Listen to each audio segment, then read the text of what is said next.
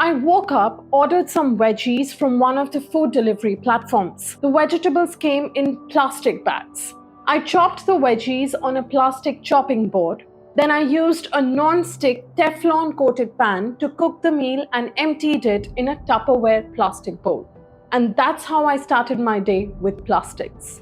Hello, you're watching It's All Plastic episode 9.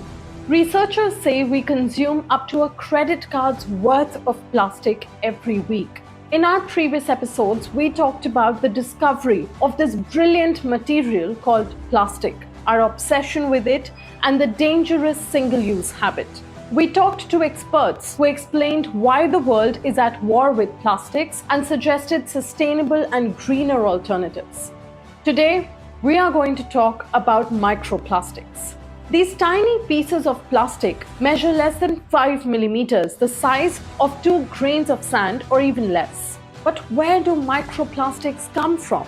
One, of course, is all the plastic you see around you that breaks down into smaller particles. Other sources are all around us: road markings, tires, marine equipment, synthetic clothing, or they've been made small intentionally. For example, cosmetic microbeads used in facial scrubs. Microplastics have infiltrated every part of the planet and the human body.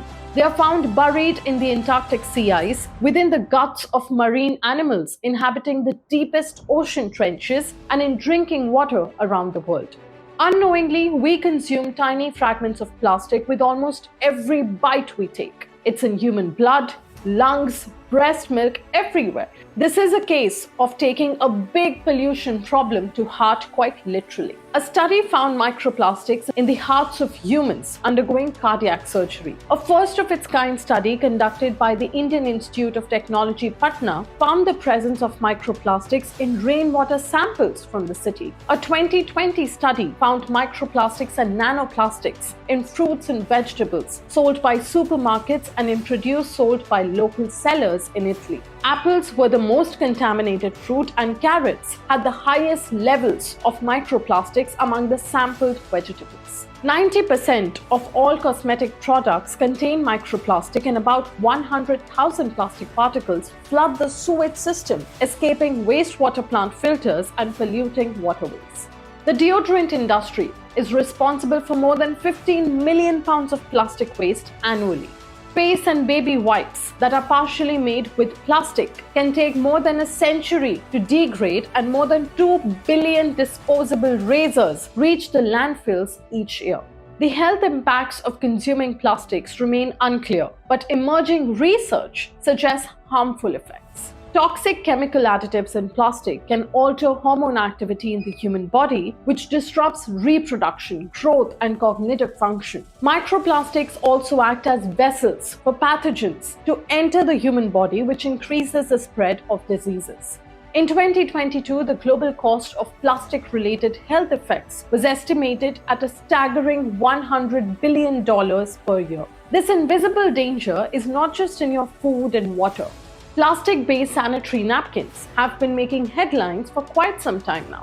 Every used sanitary napkin carries 2 grams of non-biodegradable plastic. So the amount of non-biodegradable plastic accumulated every month is very high. Plastic, once considered a miracle product of the 20th century, has become the curse of the 21st century.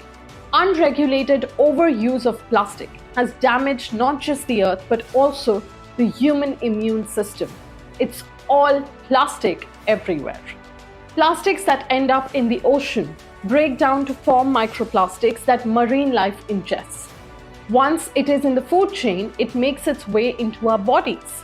But it is not just the fish eaters who need to worry about this problem. Our sugar, honey, beer, and vegetables all have the same problem. There is extensive research on toxins found in plastics, as well as on lung diseases from asthma to cancer, which kill millions of people every year and have been linked to exposure to other pollutants. There are more than 10,000 unique chemicals used to make plastics of different kinds, and it is important for us to know them. India does not have a policy on microplastics.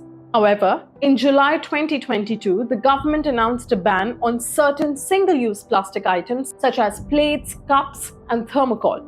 In the same year, UN member states committed to developing a legally binding agreement by 2024 to end plastic pollution. The resolution addressed the full life cycle of plastic, including its production, design, and disposal. But the world needs more research and action in this fight between planet versus plastics.